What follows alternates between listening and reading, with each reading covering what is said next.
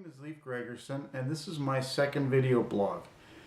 I wanted to come to talk to you about a little more about mental illness and how it's affected my life and the lives of others.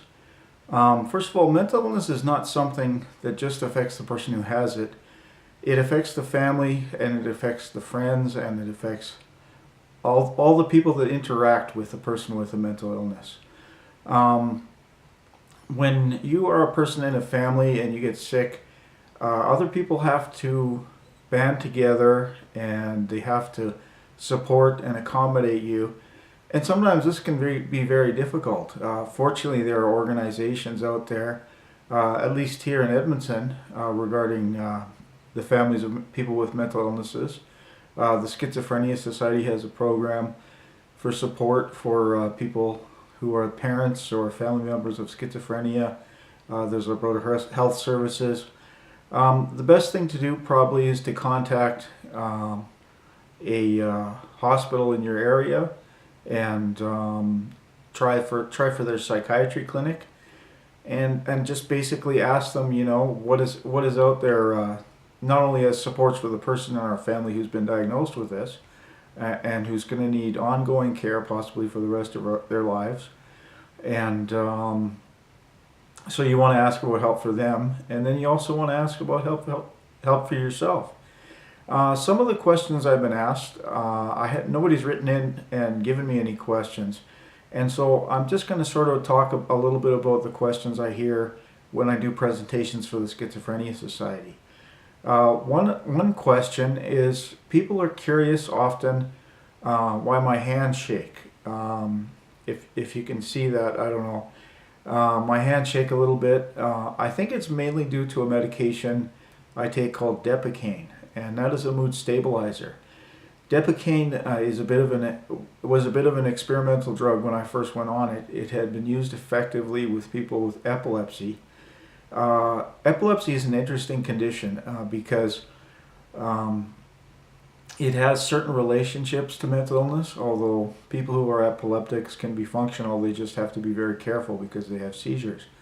But something that happened a number of years ago is that there were people with epilepsy who happened to have mental illnesses, and they would be having difficult times. They would be in psychosis, and then they'd have a seizure, and they would find, the doctors that monitored them would find that they seemed to be doing a lot better after the seizure. Now, one of the things that came out as a result of this discovery was that they tried using different methods of inducing a seizure into patients. Some of it was used with electricity, which is now known as ECT, and it does still exist, and it's still being done.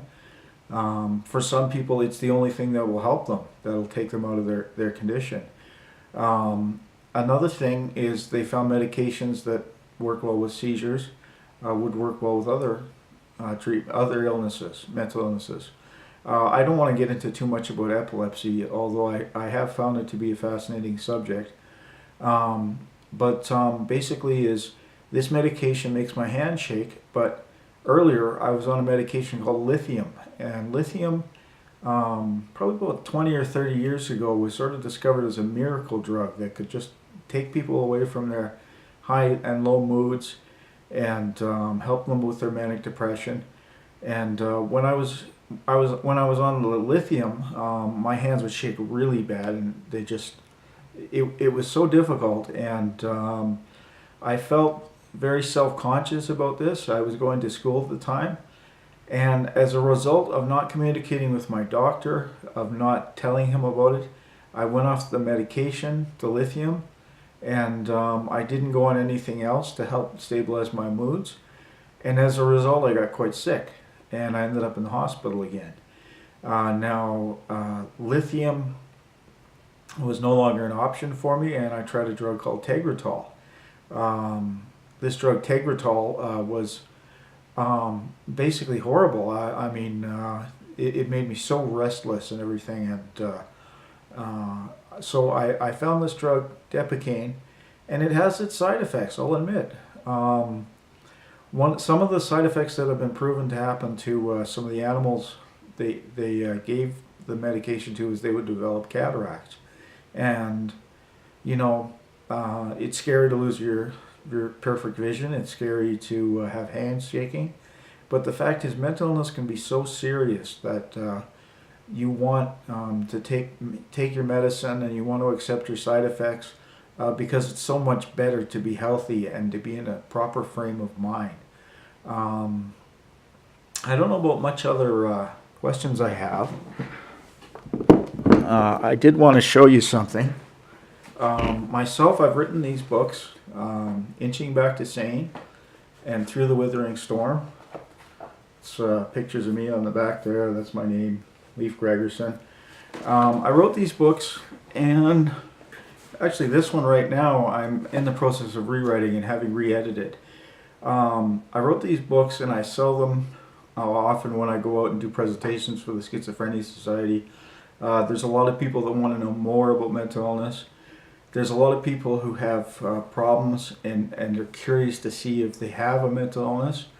I hope they don't go by my book, but I changed a lot as a person over the years. You know, you still mature when you have a mental illness, although in some ways you can be stunted in your personal growth. But when I initially wrote them, in a way I wanted to get back at some people that I felt had treated me poorly. In a way I wanted to tell my story and explain how unfair the world was.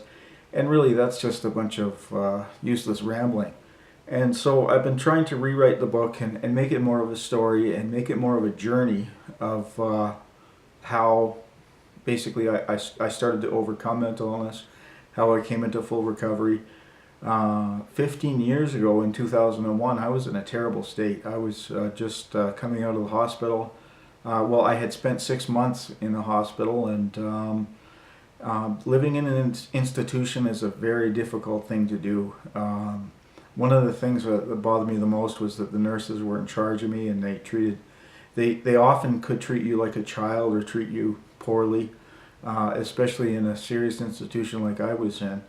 I wasn't there having committed any crimes. I simply needed treatment, but still, because of the level of the functionality of the people I was with, we had to be treated quite severely, and it's something I wish some people could go without doing.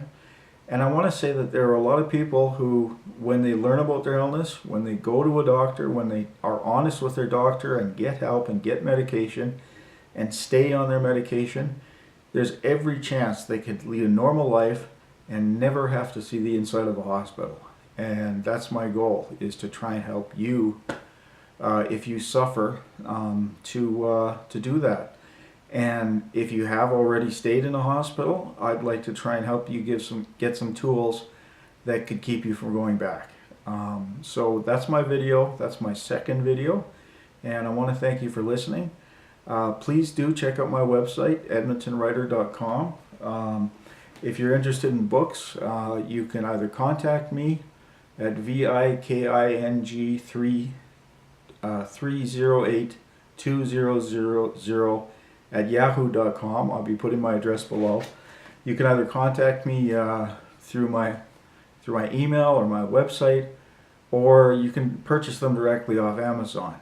They're available there. Once again, Through the Withering Storm by Leif Gregerson and Inching Back to Sane by Leif Gregerson. Keep an eye out for my next book, and